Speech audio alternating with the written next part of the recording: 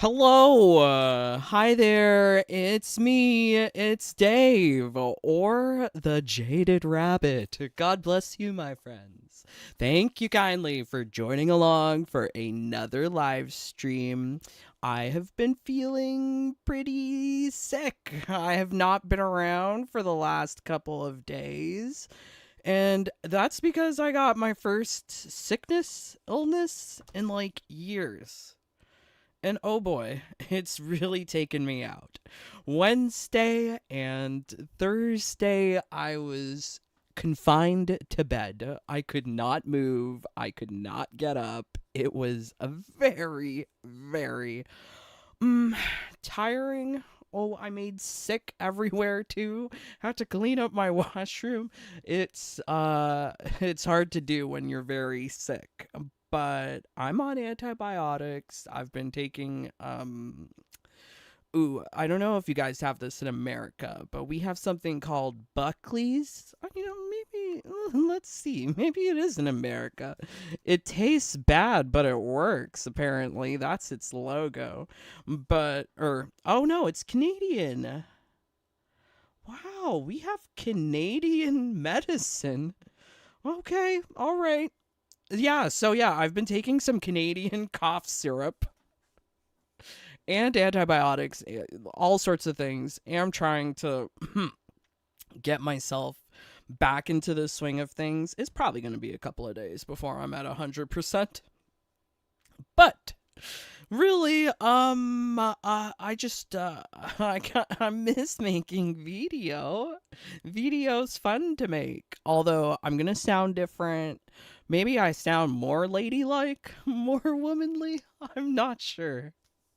But my voice feels more soft than like usual. But yeah, I'm feeling well enough to be here with you, my friends, and hopefully you're having a weekend filled with lots of health, lots of wealth, lots of things.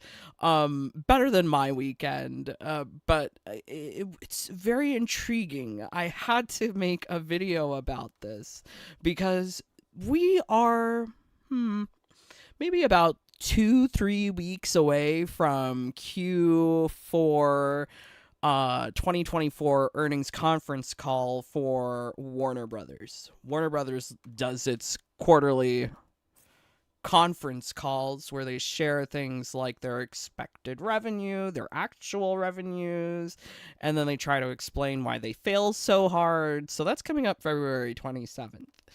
But in advance of that, there was this hit piece that was written about Warner Brothers games and how they are just massively failing at absolutely everything. And this is not like big surprise. I mean, I've been following this stuff for a very long time. But apparently other people are catching wind of the fact that Suicide Squad flopped, that Multiverses flopped. Multiverses was fun with a friend, because I don't think you could have multiple friends playing Multiverses at the same time. There was not like a 4v4, it was 2v2.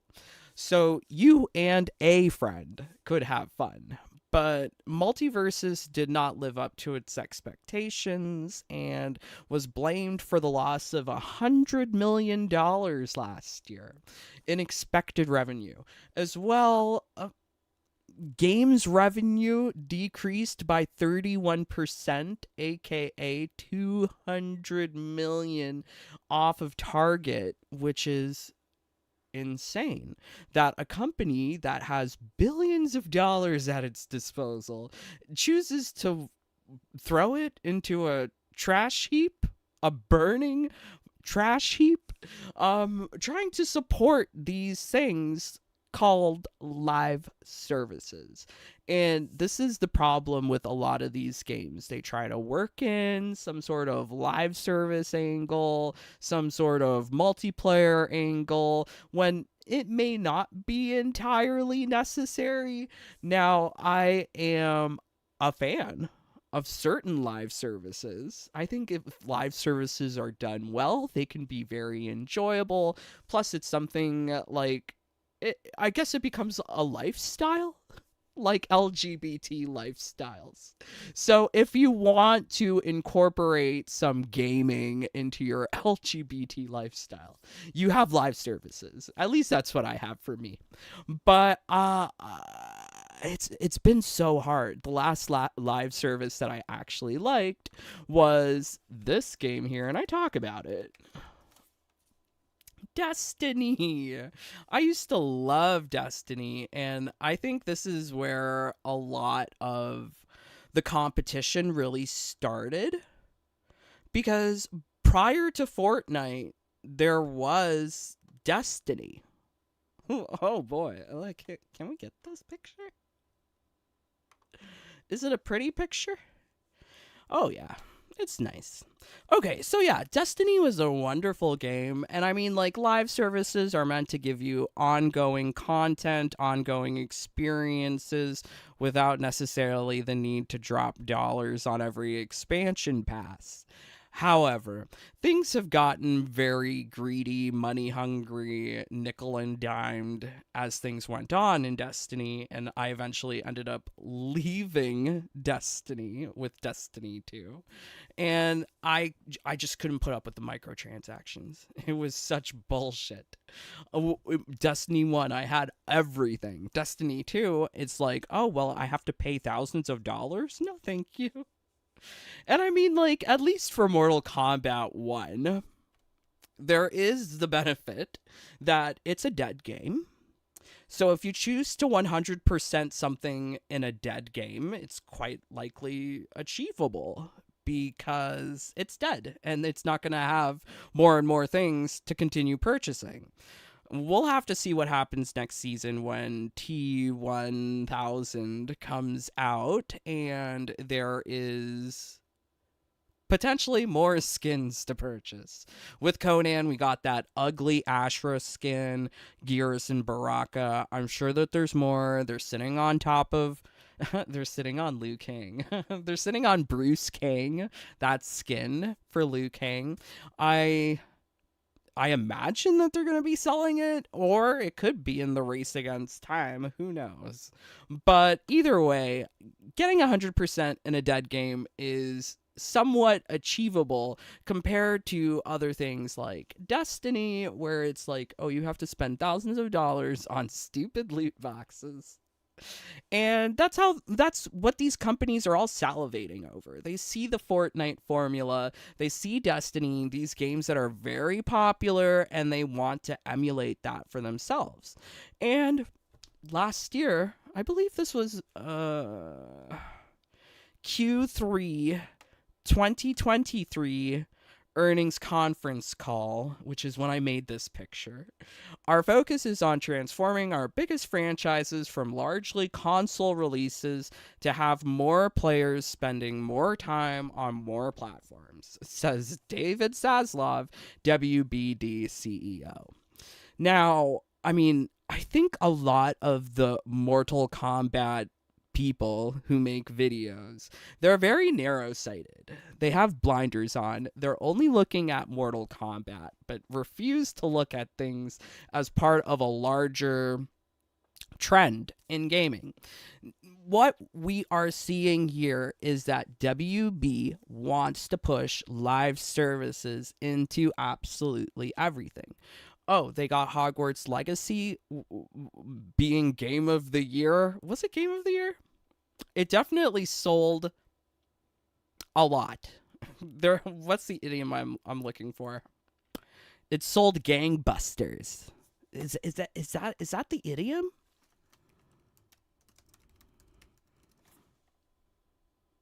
Yeah. It is. I can't believe it. Something was sold with great speed or success. Dave knows his idioms. So sorry if English is not your first language. I don't know how to translate gangbusters. It's like a gangbang, but with more money. So yeah, like Hogwarts Legacy sold gang bangers. But WBD sees it necessary to push things in a live service, multiplayer, multi-platform approach, because this is where they see the monies. And you know what? If it's done well, I say go for it. I mean, Marvel Rivals is a live service. They're doing it well. They're going for it. But the problem is with Warner Brothers and the studios that listen to Warner Brothers is that they really try to cut corners. Instead of putting things in the game as free options and then having alternate pathways to acquire them with money, there's just no free options in the game. Everything is then acquired with money. Like, if you want to decent halfway costume for any character in Mortal Kombat, you're going to need to cough up some dollars, which is ridiculous. So what is going on now is that there was a hit piece put out on Warner Brothers, in which I find very amusing. I think it's worthwhile. So we're going to be taking a look at this article. But I just want to... Oh, shit. How do I fix this? Okay, yeah. I just want to go back to that quote here. Our focus is on transforming... Oh, fuck. Where did it go? Okay, and then... here we go. Our focus is on transforming our biggest franchises from largely console and PC based with 3-4 year release schedules to include more always on gameplay through live services, multi-platform, and free-to-play extensions, with the goal to have more players spending more time on more platforms. Ultimately, we want to drive engagement and monetization of longer cycles and at higher levels. So I don't think anyone who, like, the stupid Mortal Kombat fanboys and shills should probably take a clue that there is not going to be a new Mortal Kombat game for a very long while. Mortal Kombat, the priority there is always going to be Mortal Kombat Mobile, because more people are playing it and spending money on a recurring basis. It's more of a moneymaker for them. It's also taking less resources because they just copy paste things from MK11 and MK1 and throw it into the mobile version. Ultimately, if you want to be playing a Mortal Kombat game in 2025, you should be using your cell phone. But it's very weird to see that they're moving away from this 3-4 year schedule to something with longer cycles. Because, like, really, how much are you supposed to draw out Mortal Kombat 1? Is this what we were supposed to believe? That Mortal Kombat 1 was supposed to be dragged out for years? Yeah, I guess it was. But the developers didn't care, and the publisher is mad at the developers. I want to see some people fired. Heads need to roll. This is what needs to happen. And I did talk about this last week when there was the announcement that David Haddad, the leader or CEO of Warner Brothers Interactive Entertainment, WB Games essentially, stepped down after a year of failure. Was 2024 a rough year? Damn it. Yeah, I mean, like, maybe it was for me, too. You know, I lost mommy last year. Oh, I got into so much drama last year. But the drama was fun. Drama was fun, but losing people, that sucks. So, yeah, I lost my brother, lost my mother. Fucking sucks. But, yeah, this guy here is... I mean, like, he is the person responsible for WB Games. But should the firings stop with him? Should the resignations stop with him? Should studios be shuttered? It's all very wild.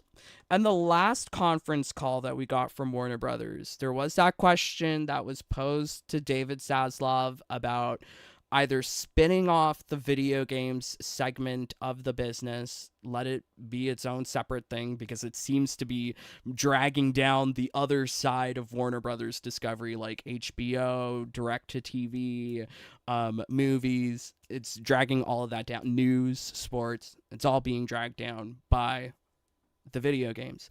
And they did make mention of looking into things like potentially licensing certain franchises, but I really don't think they're ever going to let go of Mortal Kombat.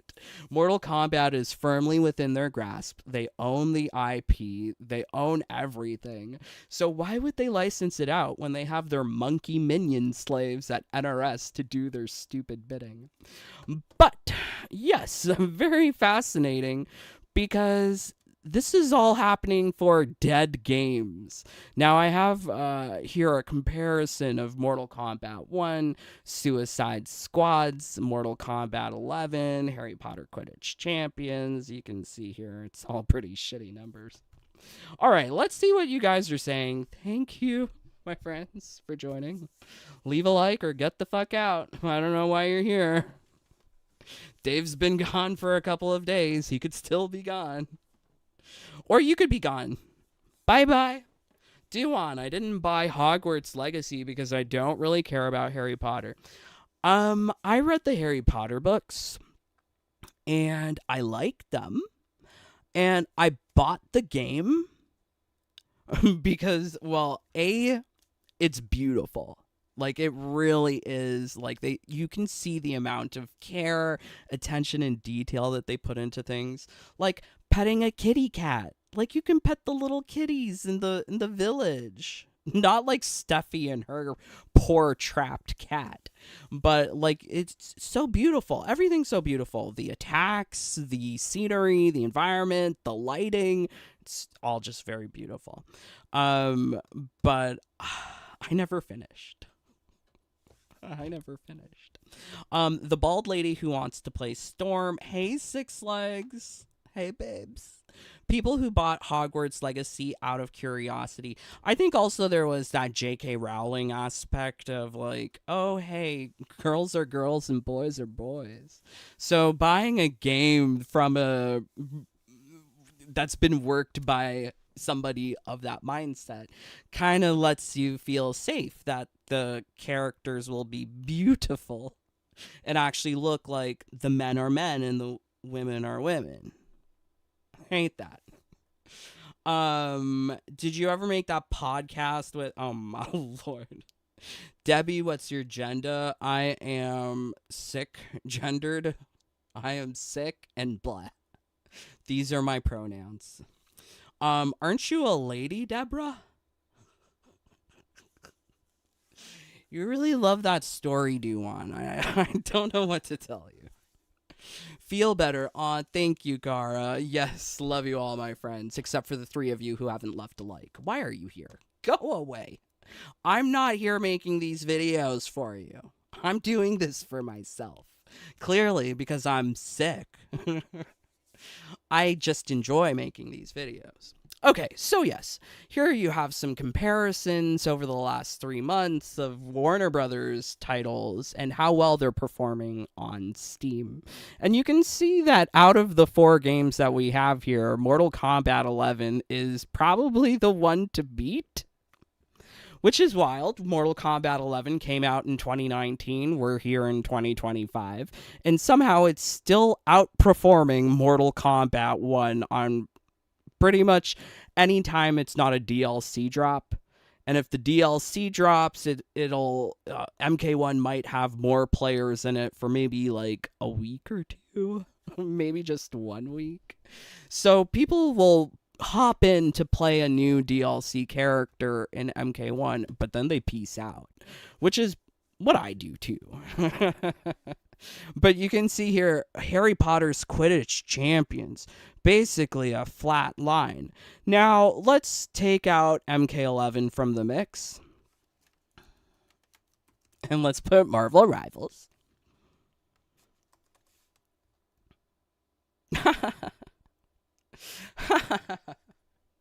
So Marvel Rivals is the line in white. Big white lines. OMG.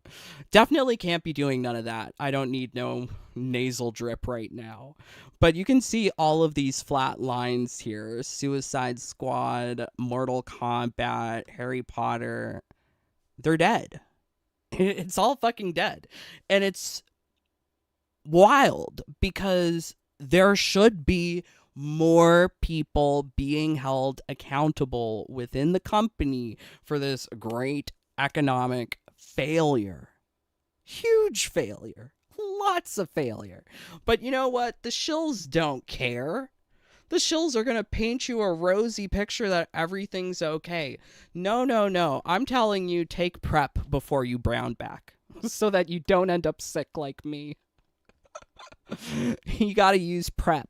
So yeah, like this is a wonderful graph, a wonderful picture so that you can better understand just how minimal and stupid and worthless Mortal Kombat 1 is. So let's move here. This is the article that I've been referencing. So this came out just yesterday.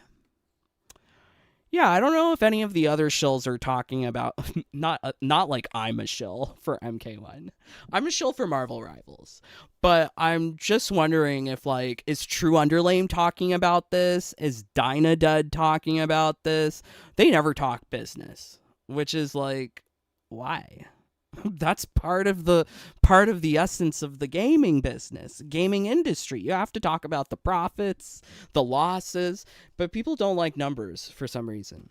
So last year, Warner Brothers Discovery took $300 million in losses on gaming. $200 was just from shortfall from expected revenue, and $100 million was directly attributed to multiverses. The 200 million, it's broken down over all of the games segment, but from the last conference call, we saw that the decrease in games revenue by 31% was largely attributed to the failure of Chaos Reigns to convince existing MK1 players to then purchase again the expansion pack, giving access to lame mods. I don't know.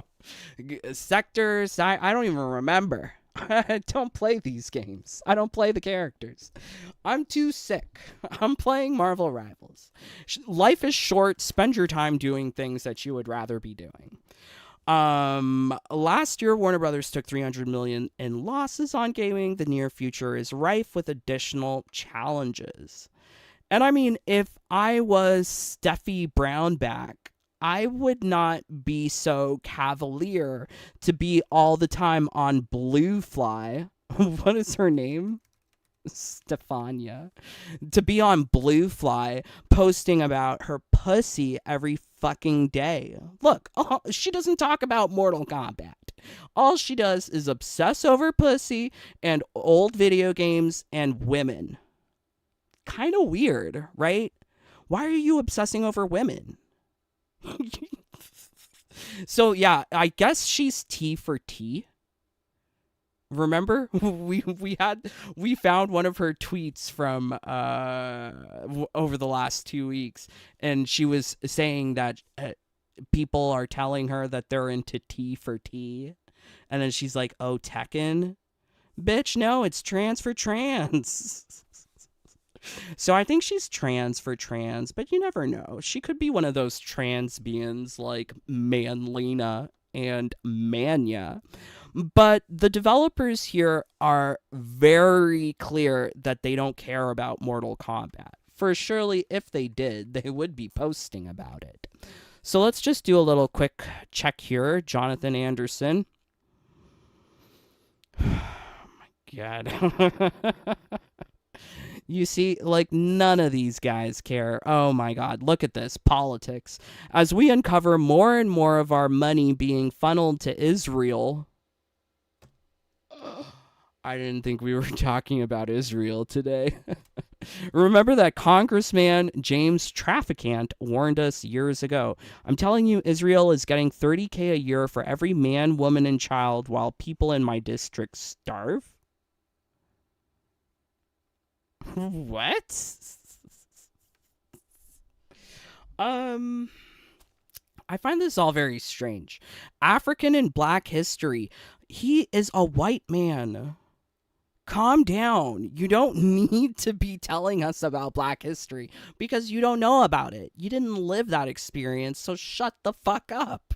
I am so tired of all these virtue signaling idiots. And going back to this article here, one of the reasons that they cite problems for Warner Brothers is because of politics. So I did sign up to stupid Bloomberg in order to get this article. So yeah, let's take a look at it. In January, Warner Brothers Discovery Inc. revealed that David Haddad, head of the struggling video game division, would be stepping down. To some who worked closely with the veteran executive, the news didn't come as a surprise. Their only question was why it had taken so long. My question is, why don't they fire more? Fire the heads of the studios that fucked up. Get rid of Ed Boon. It seems like he has no business acumen, no realistic touch with the fans, with the audience, the player base. Like, he's out of touch with reality. He is making ugly transgendered mutants to put into Mortal Kombat 1 when the mutants are supposed to be in Marvel Rivals, but the mutants are very beautiful in Marvel Rivals.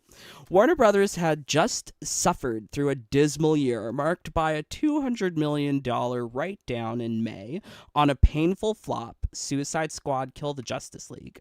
Oh, what's the 200? Maybe they're right.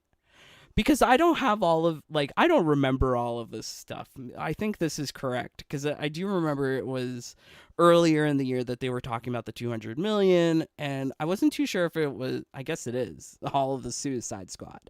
Followed a few months later by a $100 million write-down due to the failures of Harry Potter Quidditch Champions and the fighting game Multiversus. No, it was pretty much Multiversus. This one I know better. That 100 million was attributed directly to Multiverses. But that's another thing we should talk about here. The person who's writing this article is Jason Schreier.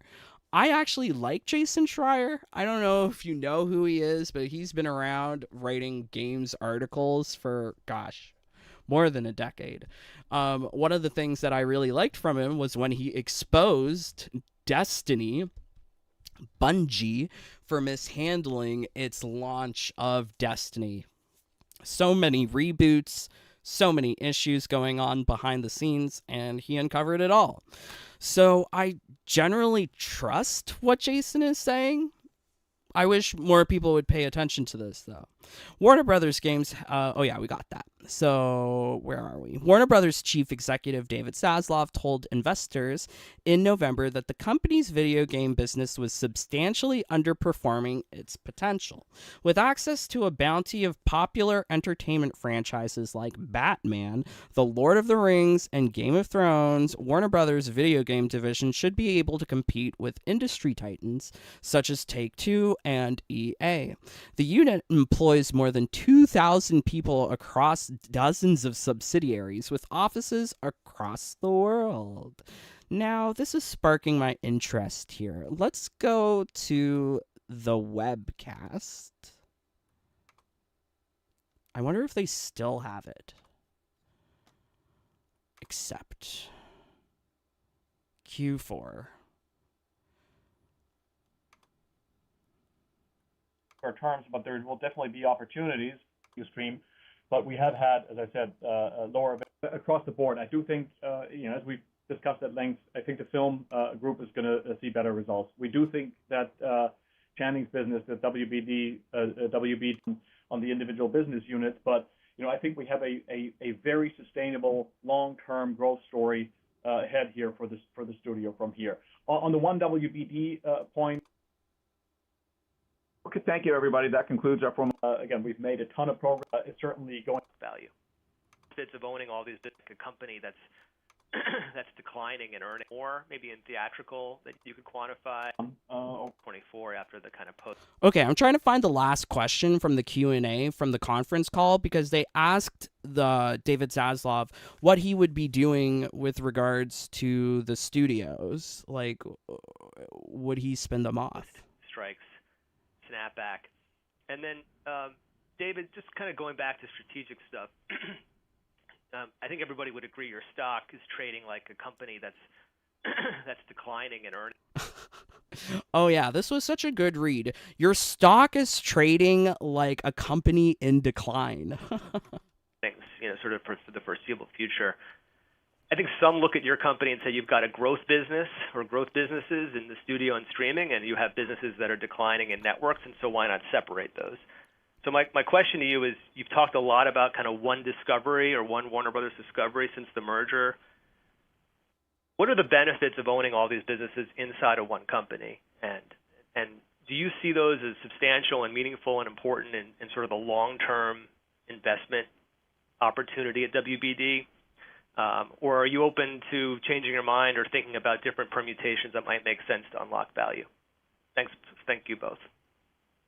Okay, Ben. So look, you're 100% right about the studio bounce back, and it's really across the board. I do think, as we've discussed at length, I think the film group is going to see better results. We do think that Channing's business, the WB TV production, is going to continue this momentum. We have made investments on the tours and retail side, franchises, an area that... Oh, these guys talk word salad. They are fucking politicians like Kamala Harris. Address the question. Would it not make more sense to spin off or separate the parts of the business that are in decline from like the films and movies, so that way you wouldn't look like a company that is in decline? But we're gonna have to see what happens for this next conference call, if things are gonna get better or worse for the video games. I'm surprised that they employ 2,000 people. I would have expected maybe... What? I don't know. Okay, I hope everything's working. I guess there was like a glitch. Let's see what you guys are saying.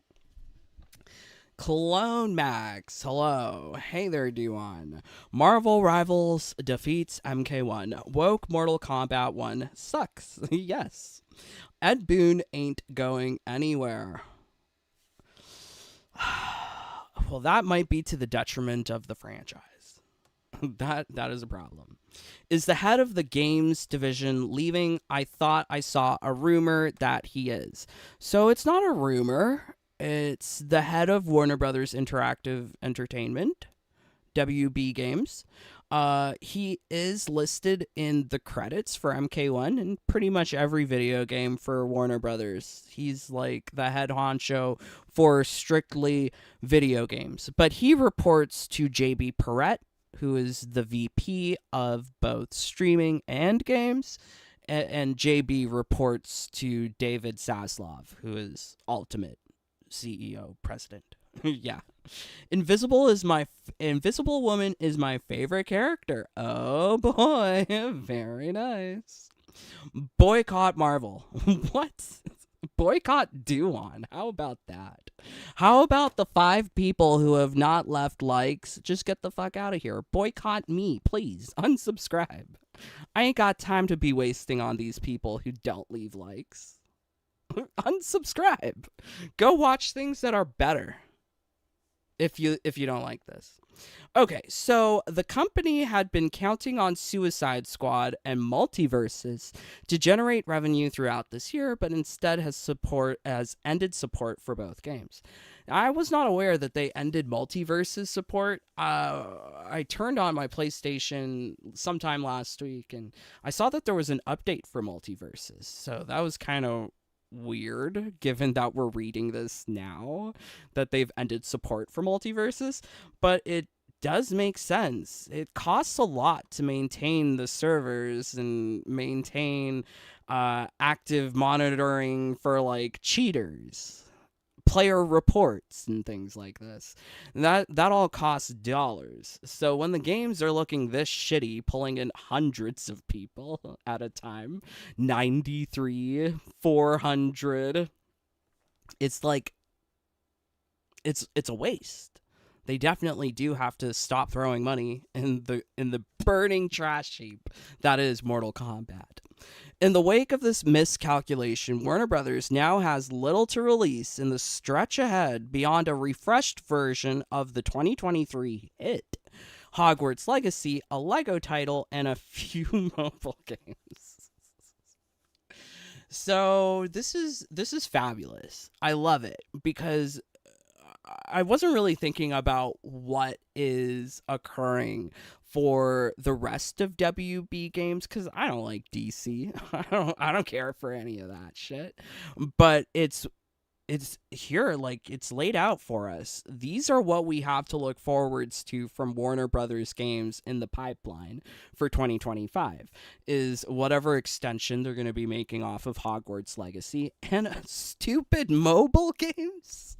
I'm pretty sure the Lego titles aren't doing well either. Let's go back here and throw in Lego Batman. Is that a thing? Jewel Match Solitaire. Yeah, Lego Batman. Not Lego Batman is outperforming Harry Potter Quidditch Champions. I'm pretty sure the Quidditch Champions is more new. But if you're signed up for WB marketing, like for Mortal Kombat, you will get emails about all of the WB games. And to me, I never knew how bad Quidditch Champions was failing because they're always like, oh, check out this new transgender flying on a broom game. I guess people didn't like the transgenders flying on brooms. But yeah, this is so insane that really more people aren't taking note of this. There's nothing coming up for Mortal Kombat. There's nothing coming up for NRS. NRS has dug themselves such a huge hole with Mortal Kombat 1. I would say that David Zaslav should be looking at these studios firing the ineffective talent. One of the company's biggest bets in development, a video game based on Wonder Woman, has struggled to coalesce, according to people familiar with the project. Early last year, it was rebooted and switched directors. The game already has cost more than $100 million, said the people who asked not to be identified. So he has inside source. Very intriguing. You know, it's one thing for us to take a look at the conference calls, but I don't have any industry contacts. So it's an interesting price tag that they're putting on this Wonder Woman project. If the Wonder Woman project, let's say, took $100 million for pre-production, because it's not even gone into production, so they've already spent $100 million on just concept. This is going to be a fucking expensive game. When I imagine studios throwing hundreds of millions of dollars at a project, I'm thinking of like Lord of Rings, like Rings of Power. I'm thinking of like Bridgerton's, where you can see where they are spending that money. They're spending it on pretty sets, pretty clothes, pretty visual effects. There's all sorts of ways that you can see it. But when you're talking about a video game that is being rebooted behind the scenes, switching directors, and I guess at the same time also switching game mechanics and other stuff, that all costs $100 million? What? I'm pretty sure Baldur's Gate 3 was not made on $100 million. I'm pretty sure it was made for a lot less. But yeah, I guess some of these bigwigs think that just throwing money at a situation will solve the problem. J.B. Perrette, Warner Brothers' head of games and global streaming, said in an interview that the company remains bullish on video games, and he will take a larger role running the division as the company looks for Haddad's successor. So this is coming from the town hall that happened in January. Yeah, so this is from Variety. This this I guess internal note. So Jason Schreier has industry contacts. Variety was able to obtain internal memos about David Haddad leaving the company. It does not bode well if JB Perrette is supposed to be the one who's overlooking everything for video games, because his priority is HBO Max. HBO and rolling out to different markets is a lot more profitable than video games, especially the way that Warner Brothers is running it. So, gosh, I don't know why they are so, the word is bullish on the video games. I don't know why they do this when they see that they're making no profit. Like, wouldn't they try to change tactics to try and increase profits? But you can get a sense of the lies that they are telling themselves and telling investors. And a lot of the times, whenever we listen to these earnings conference calls, you have to keep in mind that they are doing their best to hide the failures, hide the flops, so that they can encourage more and more people to give them a AAA credit business rating, so that they can take out more loans to get more DEI slop in movies and video games. Wonderful. Very wonderful. So we'll get right back to profitability in 2025. We won't get back to profitability we want to get back to in the next 2 or 3 years. What? Maybe I'm too hopped up on cough syrup, but that doesn't make sense to me. We'll get right back to being profitable in 2025, but we won't get back to being profitable we want to be in the next 2 or 3 years. So he's starting to get towards profits in 2025, but it might be until 2028 until there is actual evidence of profitability. Wow. So think about the development timelines. Like Mortal Kombat 1, it's still receiving quote unquote support, right? There has not been that official announcement that they've closed up shop and moving on to different games.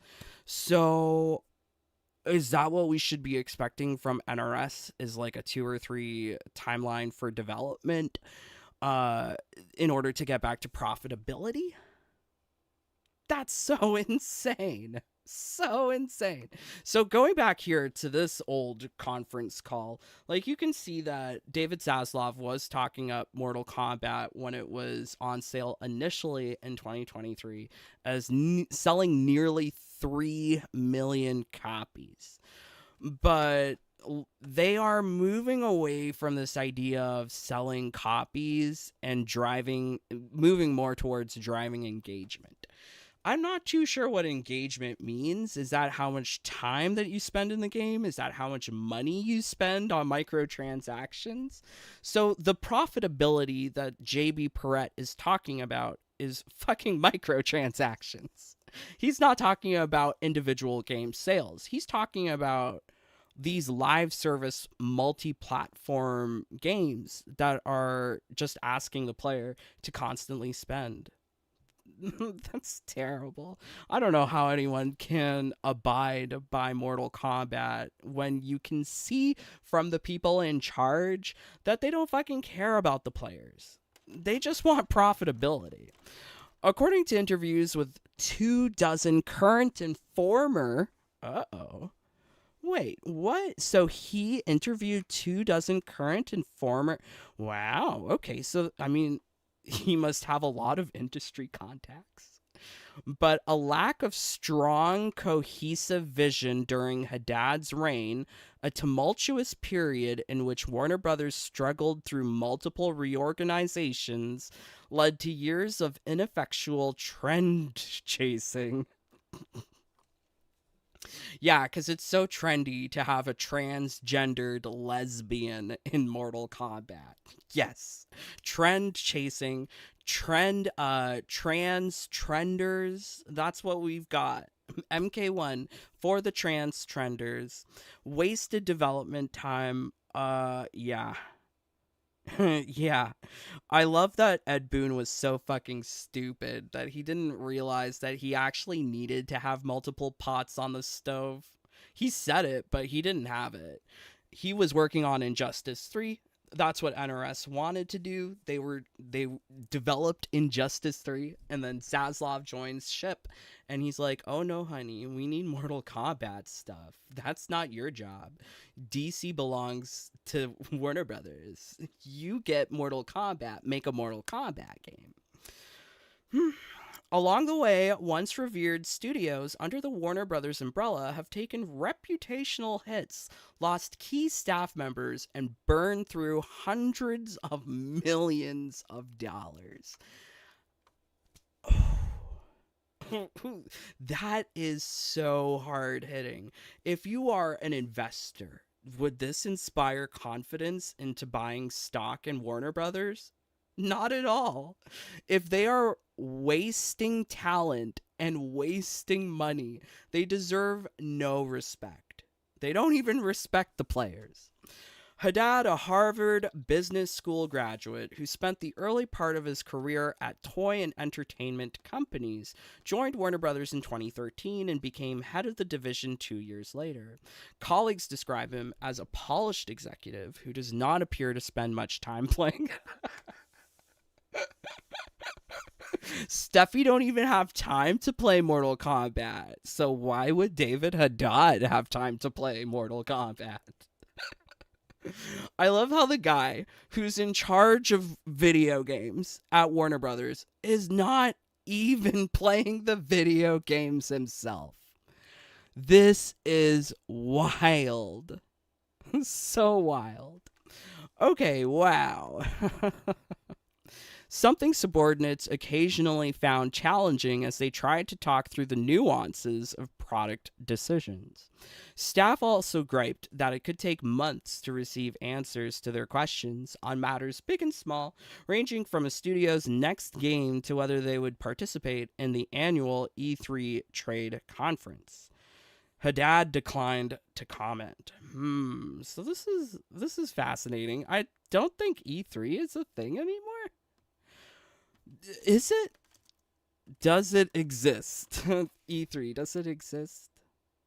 No, E3 does not exist as of December 2023. Yeah, I thought it was canceled.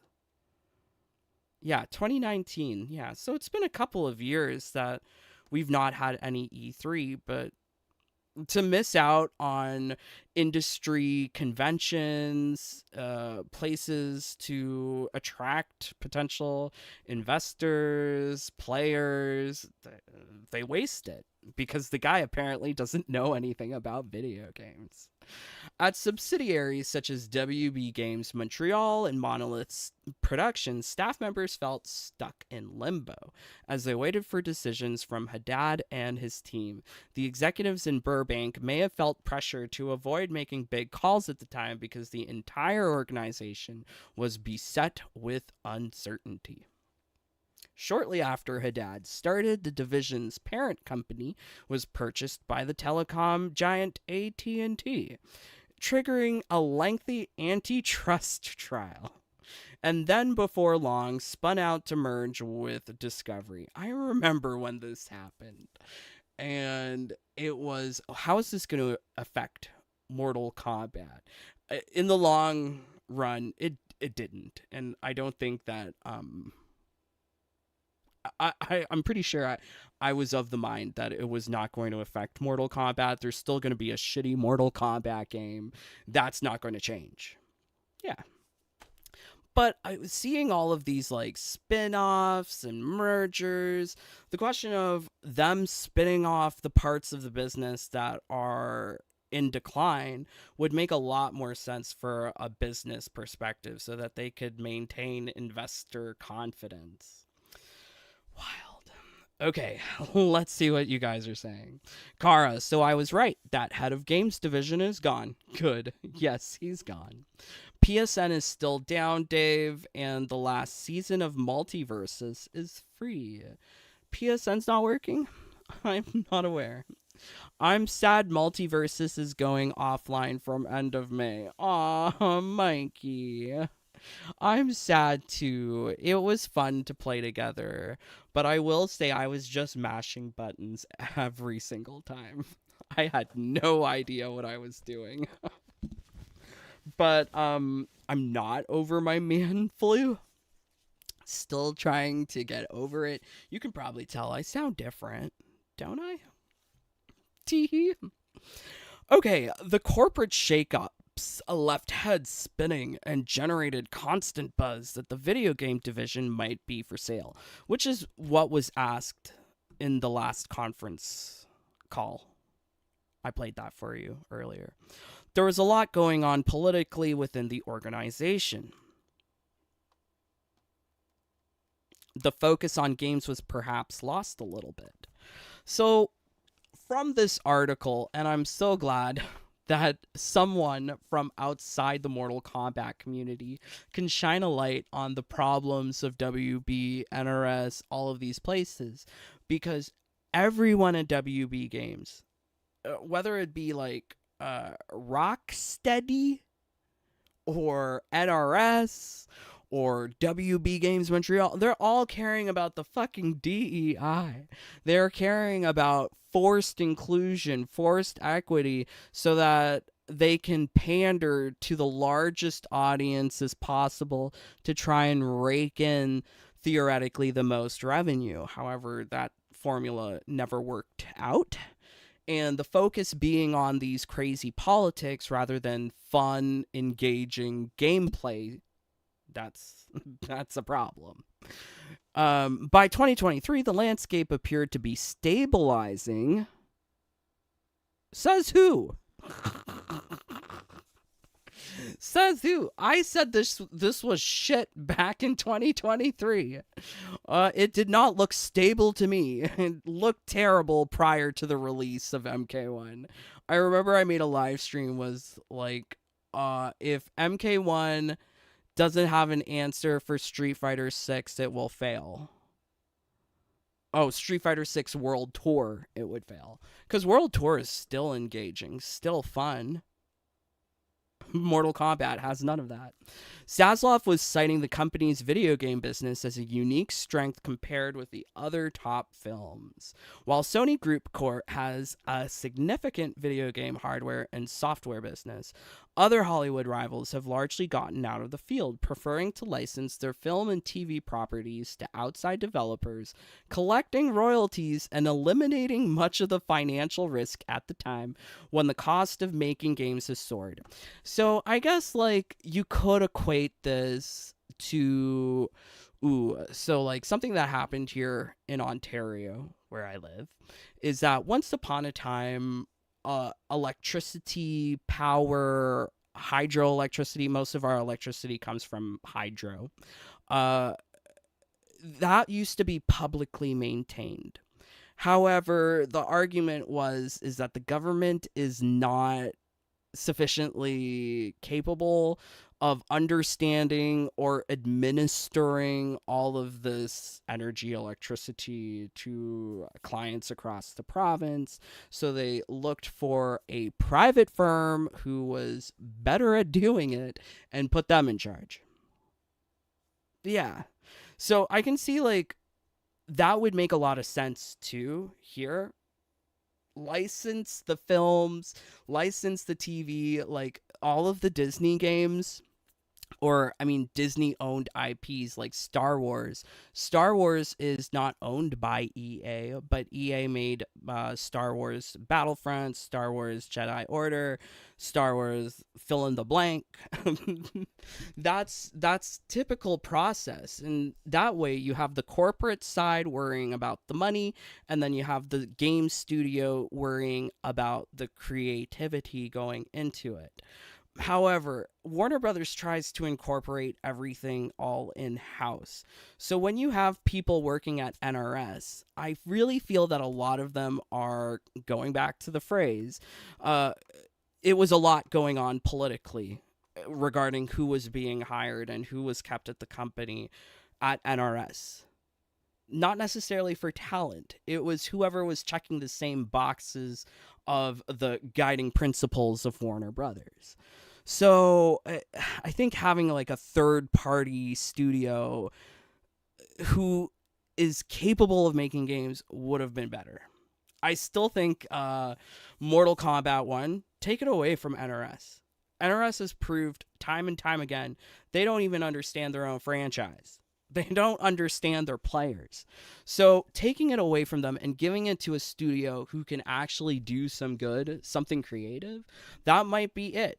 Give it to Tencent. Give it to NetEase. Give it to some Chinese developer. At least at that point, if it's being worked on by a Chinese developer, you could say that Mortal Kombat is Asian. A lot of people like to pretend that Mortal Kombat 1 is Asian. It's not. It's fucking pandering. Oh, you know what it is? It's yellow face. Oh my god. Where is it?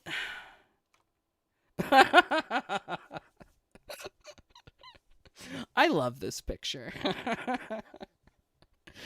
But like, this is what you get with Mortal Kombat 1. You got a bunch of white guys pretending that they're Asian, that they know everything about fucking China. This is a problem. They care more and more about the politics, more and more about the pandering, rather than actually making good game.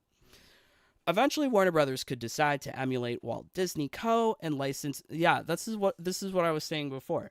EA is in charge of like all of those recent Star Wars titles that we've seen released. It would just make more sense if Warner Brothers sold off NetherRealm Studios and then licensed out Mortal Kombat to a competent, proven company, developer, studio that can actually make a good product. License more of its franchises to external companies, said Matt Dion, an analyst with a research firm Navik. That feels like an Inuit word. Because we have Nunavut here in Canada, so Navik. Okay. I think we'll see more licenses get farmed out to experienced developers, while the remaining Warner Games studios are left to discuss on the things that they're good at. You know what? I think maybe I was being too glib. They should not shut down NetherRealm Studios. NetherRealm Studios needs to be there to copy paste whatever into Mortal Kombat Mobile, which is their best performing game. Yeah. Perret said that despite the short-term challenges, the company is willing to stick with the games business for the long haul. So here you're seeing a contradiction of statements. You're getting an industry analyst who says that who's predicting that licensing out to external third parties might be the way of the future. However, what we get from the people actually at the company, JB Perret, the leader of streaming and games, he is saying that they are going to stick with it. This is a long cycle investment business, and it's one where it's not for the faint of heart.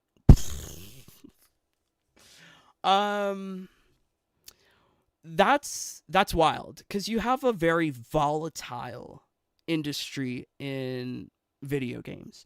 You spend, let's say, $100 million on developing a game. You're not going to see return on that until the game is actually released. Then if the game flops, then you're not remaking your 100 million plus whatever you spent on promotion. So if you're not able to have this kind of constant, steady flow of income, this feels very different from the way businesses with the film side works out. Because video games and films are not the same, right? So if the video games are more volatile, it just makes more sense if they were spun out into their own separate company. But JB Perret and David Zaslav, they seem very gung-ho on holding on to every single IP with an iron fist. Hey, Iron Fist is in Marvel Rivals. Go play that. J4, you definitely sound different. Yeah. Yeah, I don't know what to say.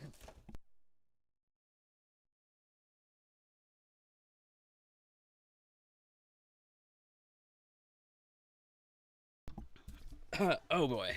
Yeah. Um, yeah. Softer side of Dave. We're not being, we're not being like, there's not, I, I'm a little bit more monotone.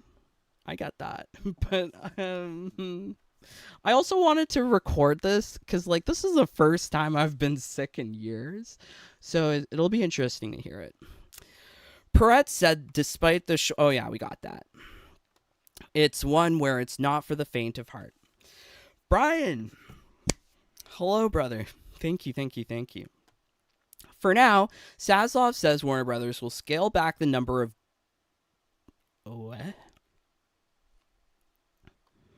What is the source here for this? When did Saslov say this? Saslov says, apparently, they are going to be scaling back on the number of games it makes, focusing on just a few franchises. Well, we already know the 4 pillars of WB games. It's DC, Game of Thrones, Harry Potter, Mortal Kombat. But, like, what? Are you going to make 4 games? And that's it? Shit. Damn. Whoever ends up replacing Haddad will inherit myriad challenges across the company's constellation of gaming studios. I think they've got like 11 or 12 different studios. Here's where things stand now. So here we go. This is Monolith Productions. They have here a little picture of Hogwarts Legacy. But Monolith, based in Kirkland, Washington, was once a darling of Warner Brothers Gaming Group thanks to Middle-earth Shadow of Mordor. Wait, isn't that the game with the crazy loot boxes? And then they had to take out the loot boxes? Isn't that it? I thought that game did poorly. I didn't know it was a hit. A sequel released in 2017 did well, yet failed to surpass the first title. Maybe it was a sequel I'm thinking about. Afterward, the studio began working on a brand new franchise that would experiment with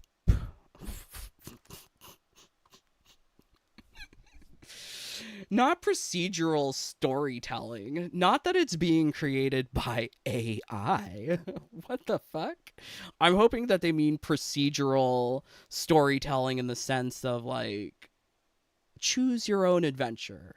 You know, like those books back in the day, and it would be like, you come across something something. If you decide to cross the field, turn to page, whatever. If you decide to dig for the treasure, go somewhere else. Like it was. Is that what they mean? I'm not sure. But executives at WB weren't particularly interested in creating new characters and universes from scratch, according to people familiar with the discussions. Well, see, that's another thing, too. If you're going to be creating new IP over and over, that's a lot of time, effort, talent wasted on something that may not do well. Like, the example I'm thinking of here is that Concord game. This was a new IP that was created just so that people would maybe engage with this kind of transgendered creatures. Why is it so transgendered already? Damn it. So, yeah, you can see, like, making your own IP, there's a lot of risks associated with that. I think it's more of a safer bet to just rely on the proven IPs and then license it out or spin off the companies that are failing. Yeah. They suggested to Monolith's crew that they should attach the project to one of the company's many established franchises, such as Game of Thrones or something in the DC portfolio. The developers who had won critical acclaim with Shadow of Mordor's unique Nemesis narrative system, in which fallen enemies could come back to life with memory of the protagonist's actions, struggled to graft another existing franchise onto their nascent ideas.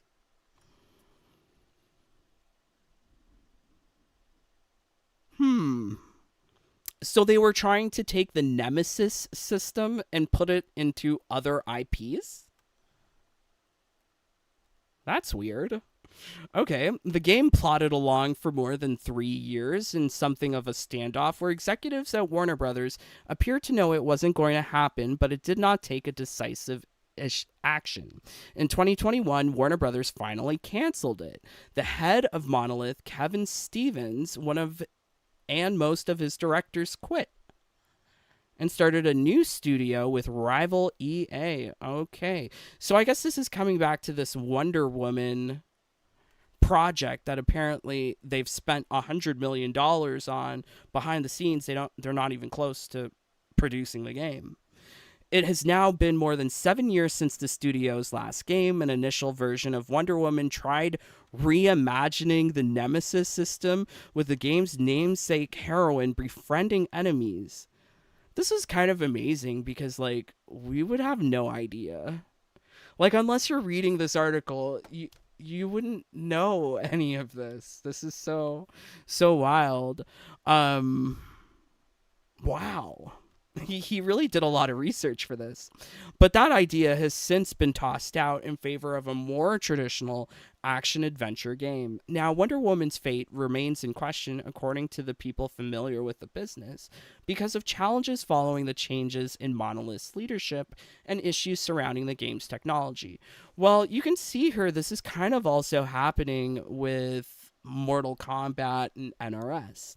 There was a lot of people who left NRS in between MK11 and MK1, whether that because of politics or different creative ideas. They still left. So having NRS create any sort of game with a handicapped team of less people without talent, that is not really a recipe for success. So it seems like the problems that are happening in one part of WB Games is also happening at NRS other parts. Okay, so they also go on to say here, WB Games Montreal, which helmed 2013 Batman Arkham Origins and supported other projects, is one of the biggest pieces in Warner Brothers' collection of gaming assets. I've never played Batman Arkham. What's the point? Is it good? I seem to remember True Underlame talking about Batman Arkham Origins and that he liked it. And for me, if True Underlame likes something, it clearly must be really terrible. In late 2016, not long after Haddad took over control of the division, the studio received a new mandate. At the time, the success of titles such as Grand Theft Auto Online and Destiny, which generate recurring revenue streams long after release by convincing players to spend money on in-game purchases, was ramping up the pressure on executives across the industry to push for their own live service games. At Warner Brothers, the favored buzzword became digitally powered. I've actually never heard this. I've never heard Zaslav ever say this. So this might be pre-merger with Discovery? Yeah, that's weird. Montreal Studio began working on new live service Batman game that it hoped would freshen up the franchise by ditching Bruce Wayne. Wait, what? What? Halfway through development, as it struggled to make progress on the new project, the studio dropped the live service component. In 2022, it released Gotham Knights, which went on to receive mediocre reviews and generate tepid sales. Oh, yes. I think I remember this game that they're talking about. So yeah, I'm so surprised that people will waste time and money on these fucking games. Because they're totally not worth it. So Gotham Knights here is in white. You can see that Gotham Knights, Harry Potter, Suicide Squad, they're all kind of underperforming compared to MK1, But gotta remember, in absolute terms, these numbers for all 4 of the games are really terrible. To imagine that something like Gotham Knights, which, let's say it had, let's be generous, let's say they made it on a budget of $50 million. Because it seems like they like to spend $100 million not even on a full complete AAA game. So we'll be generous. We're underestimating here. $50 million. Then let's say that's another $50 million in promotion and advertising. How many sales would you need to recoup profits? So let's check out Gotham Knights' total sales.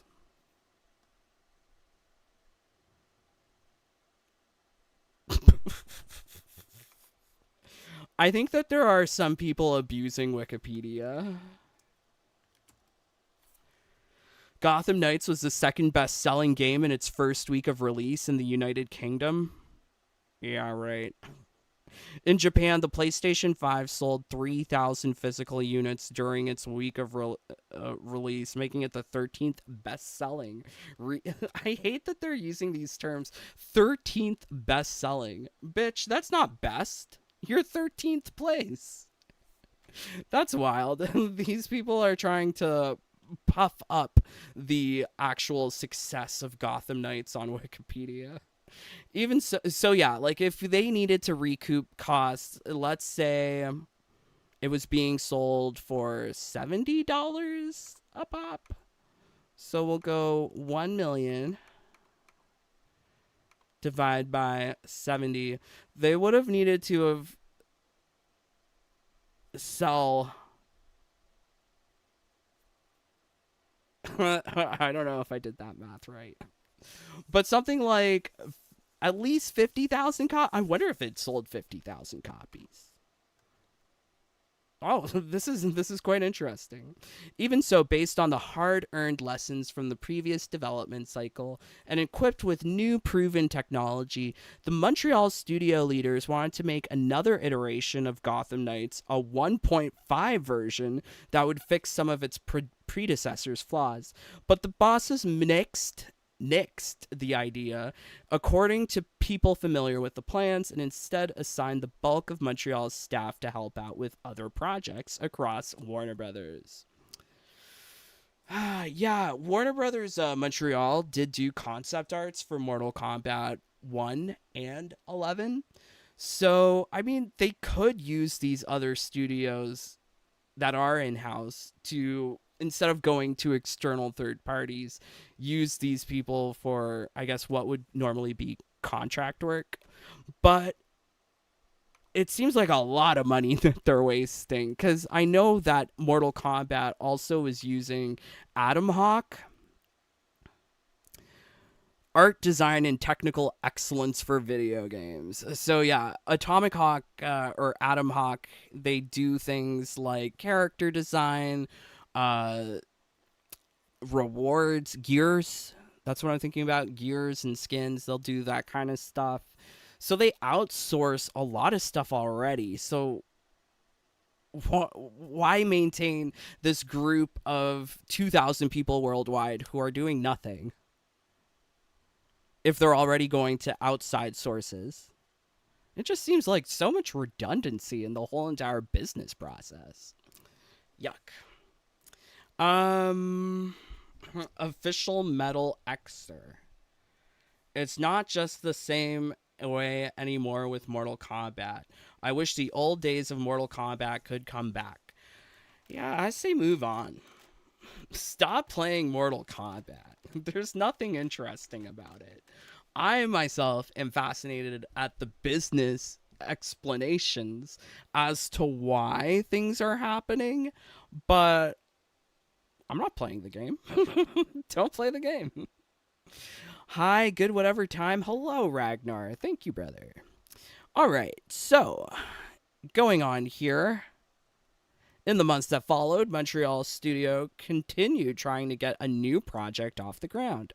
They first pitched a game based on the comic book antihero John Constantine, who was played by Keanu Reeves in that movie.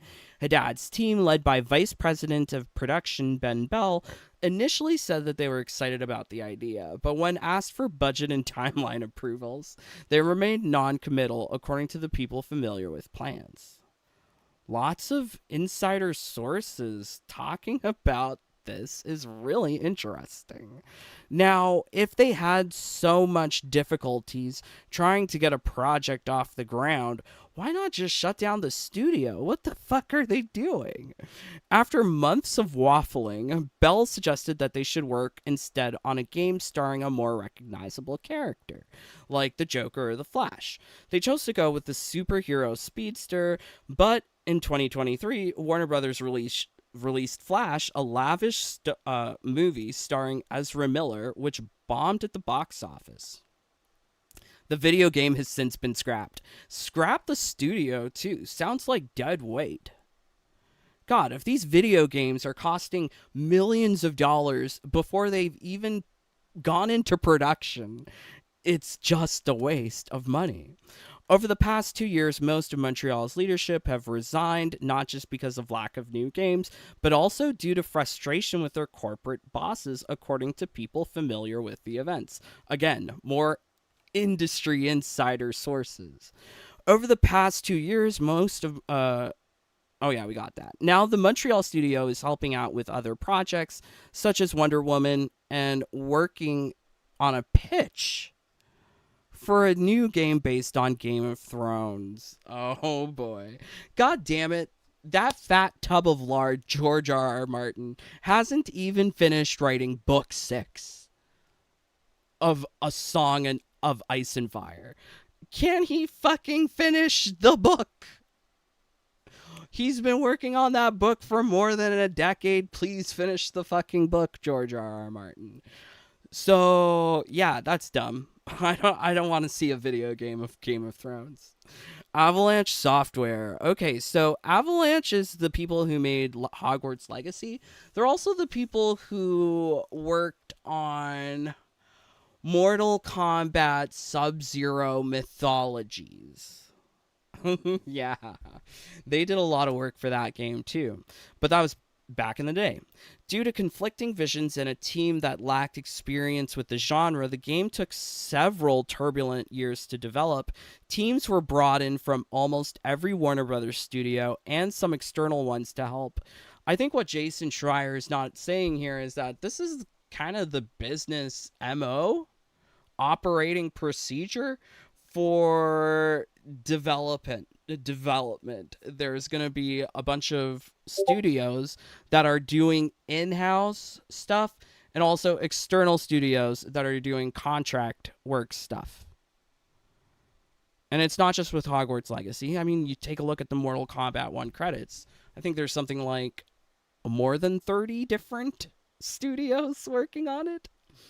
Executives weren't sure how audience would react following J.K. Rowling's controversial comments about transgender people. Transgender people don't exist. I'm sorry. That's just make-believe. There's transsexuals. Like when you get the sex change operation. Uh-oh. How does it go again? How very nice to meet you. I want to know about sex change operation. I see. Man to woman, woman to man, man to woman, from penis to vagina. Yeah, like, no. No. I like J.K. Rowling. Good for her. And a subsequent backlash, but it had been more than a decade since the last Harry Potter game, and Hogwarts Legacy clicked with fans who were desperate for a new entry. It went on to sell more than 34 million, that's a lot,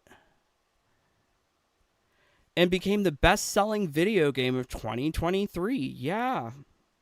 Wow.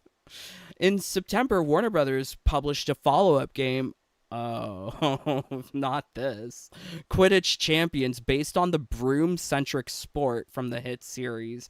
It received middling reviews and has underperformed. I think the reason why it underperformed, like, just take a look at it.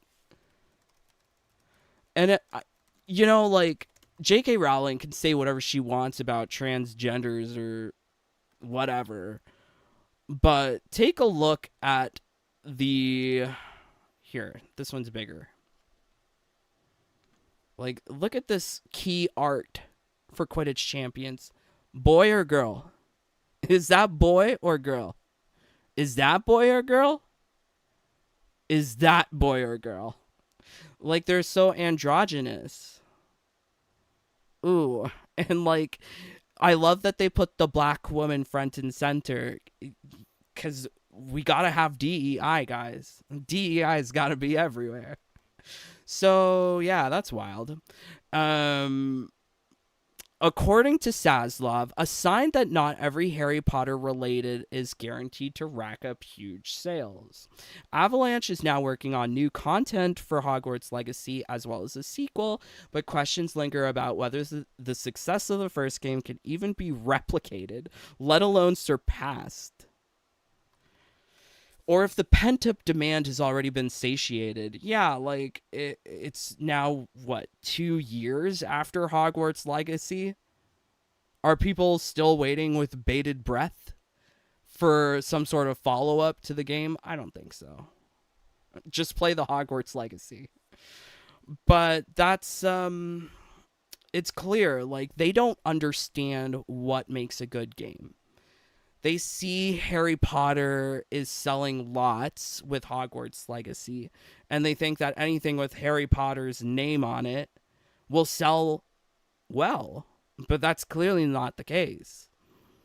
Rocksteady Studios. So, buoyed by the success of Hogwarts Legacy, Haddad invested heavily in Warner Brothers' next big title, Suicide Squad: Kill the Justice League, which had been in development for more than 6 years.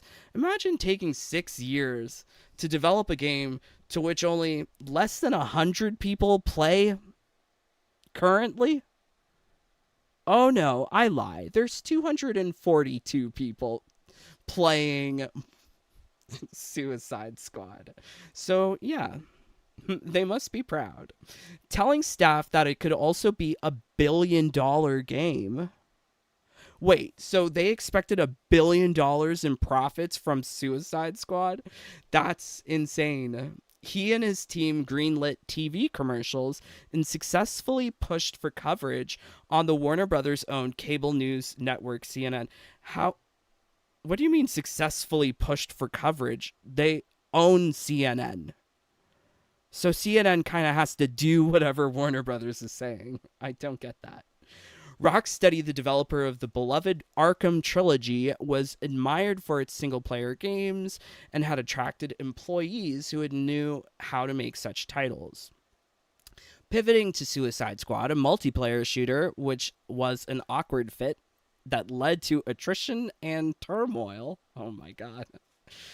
Yeah, it's much like BioWare and Anthem. Like, they're known for making single-player games. All of a sudden, they're making a multiplayer shooter live service. Yeah, this whole entire trend chasing, as it were, seems a little too late. Because they tried that many years ago, but they still keep on trying it to this day. When will they learn?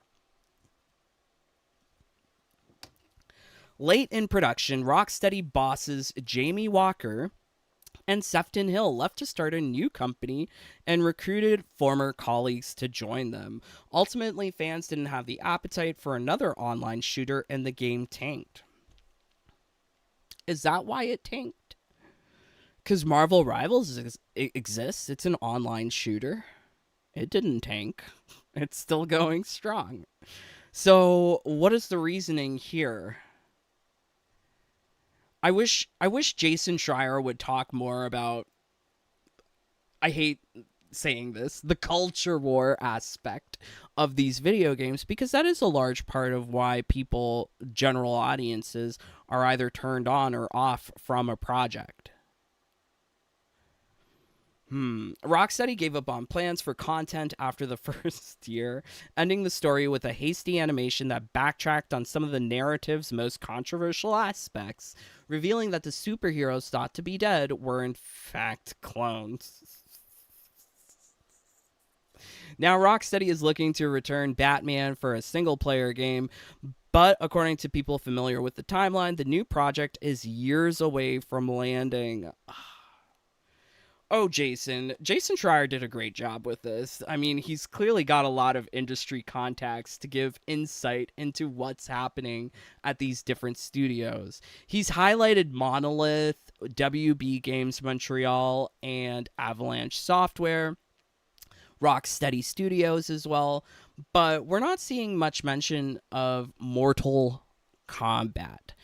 It seems like the problems that are existing within Avalanche and Rocksteady, that these were similar problems across these studios, and it seems like it's also the same situation for Mortal Kombat 1, whereby they were in development of an Injustice 3 title and was told to pivot into a Mortal Kombat game. As a result, the developers didn't really fucking care, and so they just gave us shit. So I wish that was brought up in the article, but maybe he couldn't get anyone to talk from NRS.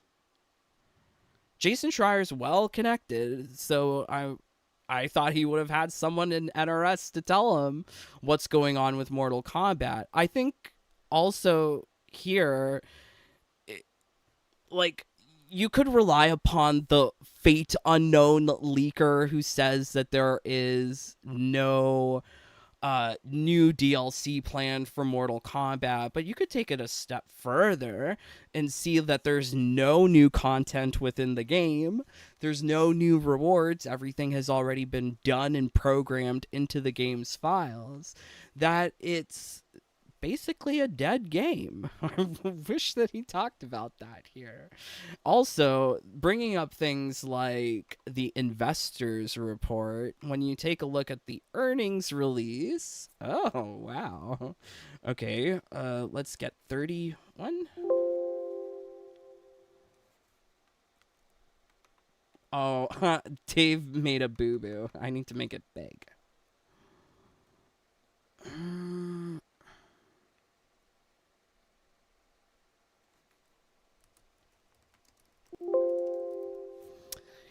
Yeah, I mean, like, here you get direct mention of comparisons of Chaos Reigns and Mortal Kombat, that games revenue declined by 31%. There is something here that could have been added to that article to really hammer home that all of the studios that are underneath WB leadership are kind of flailing.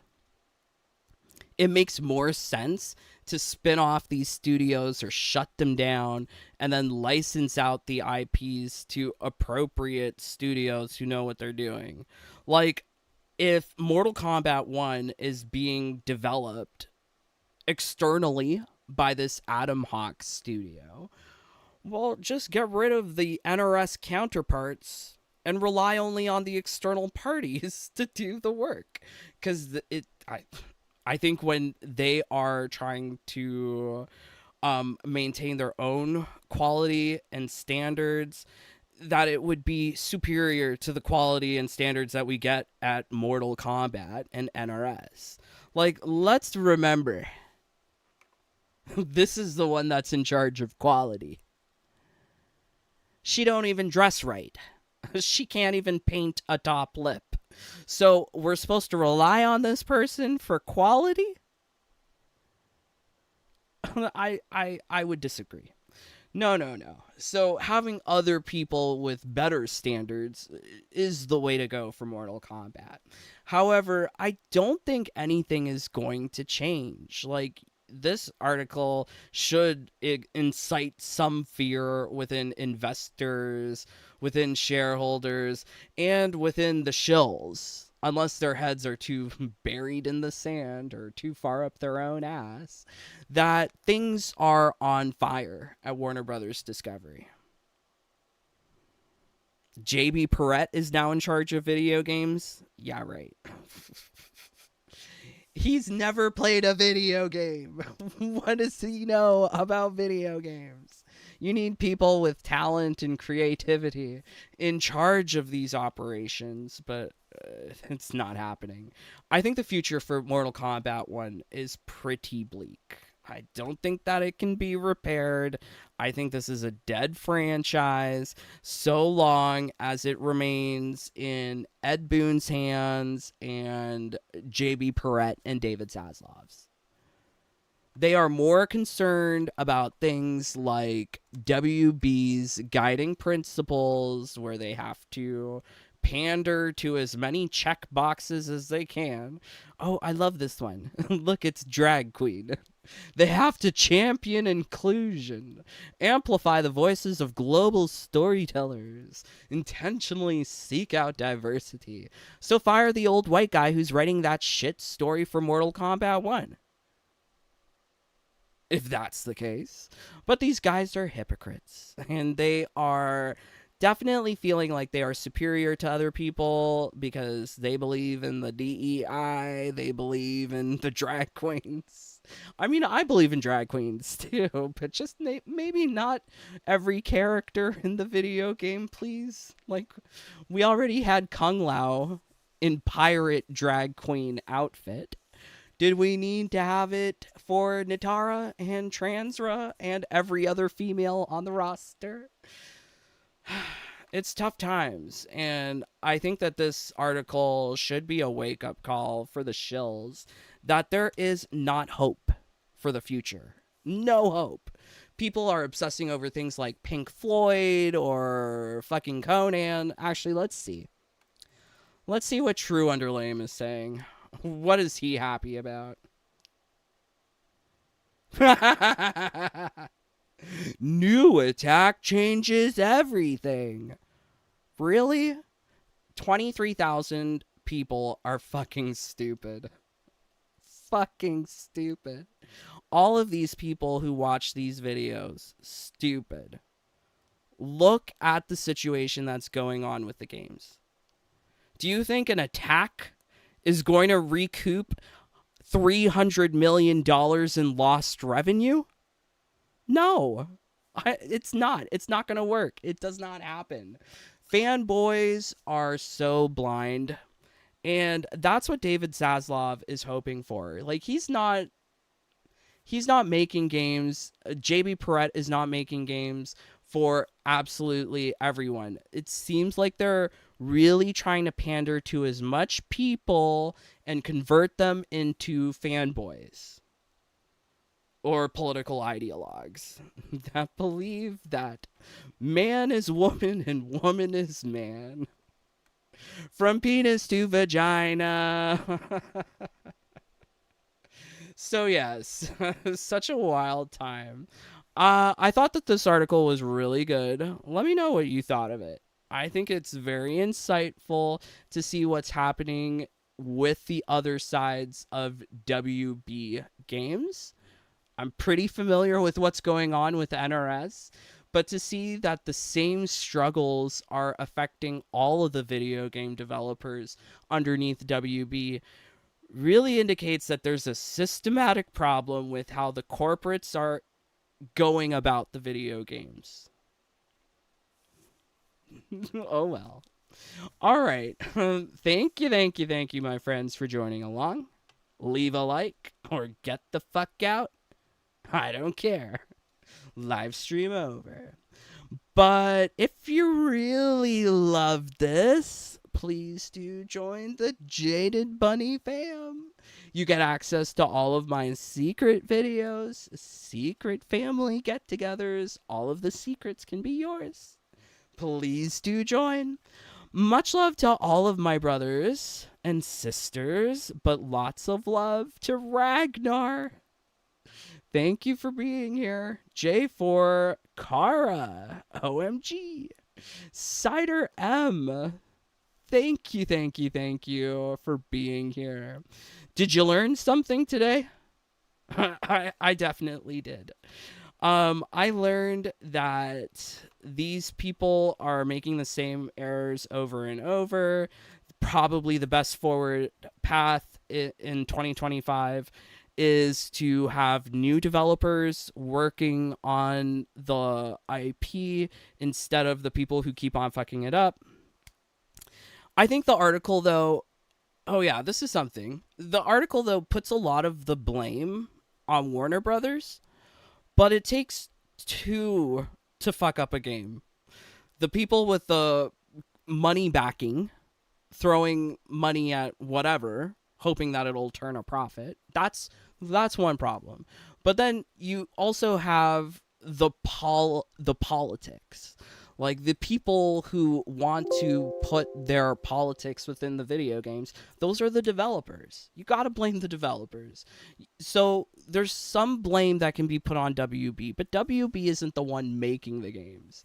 NRS is the one making the games. Rocksteady had 6 years to make a shooter and they fucking failed. 6 years. What were you doing for 6 years? That's insane. But yes, thank you, my friends, for joining along. I hope you are back to full strength ASAP. Thank you. Love you, brother. Thank you, my friends. I hope that you've had a wonderful day.